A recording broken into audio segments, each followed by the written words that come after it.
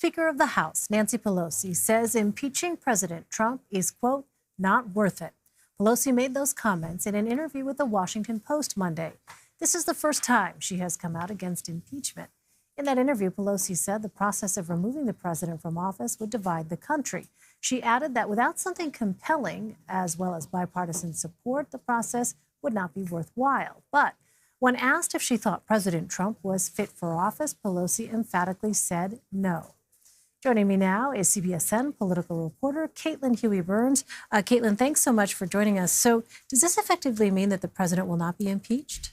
Well, what Pelosi is trying to do here is exercise an abundance of caution. We've heard her say over and over again since Democrats took over the House officially that she wants to take it slow. She wasn't joining some of the more active members of the Democratic base calling for impeachment. I think what will really stand out to people, though, is this idea that she says it's not worth it. And I think you're going to see a lot of Democrats start to kind of parse what that means.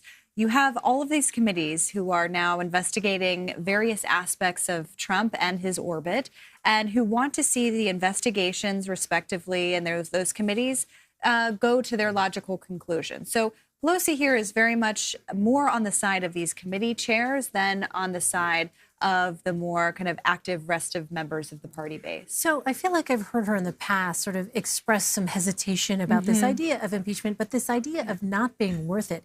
Is that a new concept here for Democratic leadership? It certainly is a new concept. And you're going to have a lot of people who will ask, well, what does that really mean? You know, Tom Steyer, who's running an entire impeachment campaign, spending millions of dollars arguing that Democrats should move to impeach the president, already has kind of picked a fight with Pelosi over this. And then you have people like Rashida Tlaib, who we've talked about before, who came under fire earlier this year for using expletives to describe her wanting to impeach the president. And just last week, she said that they should move forward with it. So you're seeing kind of this divide within the party on a lot of different issues, but especially on this issue of impeachment. You also have some 2020 candidates who are saying, let's just wait until the election and render your verdict about Trump at the ballot box. I want to break this down a little bit because you mentioned the billionaire Democratic mega donor Tom Steyer. I mean, he blasted her on Twitter for this.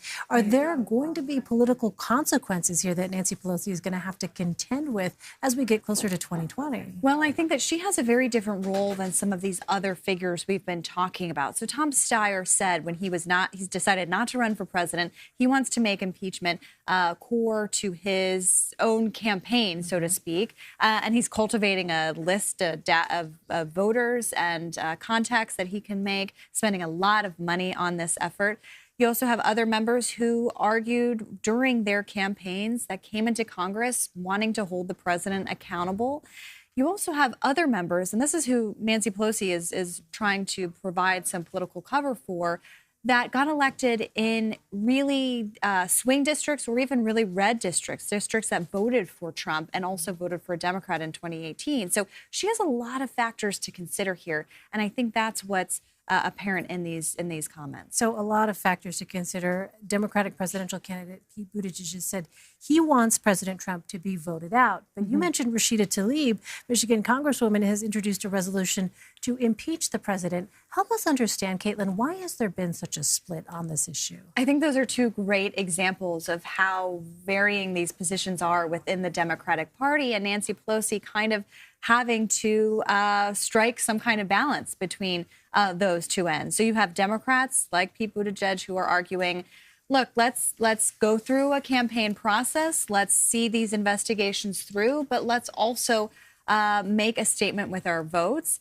You then have other members who say, look, we campaigned against this president and we want to move forward that way and think that Republicans have not held him adequately accountable. And then you have others still who are trying to kind of walk a finer line here. So Nancy Pelosi has, since she has taken the speakership, has tried to strike that balance. It is a difficult job, especially since all eyes are on Democrats and how they would govern.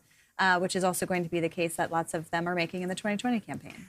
To what extent do you think Nancy Pelosi's comments reflect perhaps once again this generational divide that we've already seen with Democrats when it comes to other issues? It's such a great point, and something that I think we're going to be watching at every iteration of some kind of controversy, how various factions are playing it or playing into it. We saw over the past week divisions within the party over Congressman Omar's comments about Israel that many saw as anti-Semitic and others saw her being kind of picked on by others. And so you're having this really interesting moment in the Democratic Party right now, and it's reflective in a lot of these issues that we're talking about, which makes Nancy Pelosi's job all the more difficult in this kind of environment. All right, Caitlin Huey-Burns. Caitlin, thank you so much.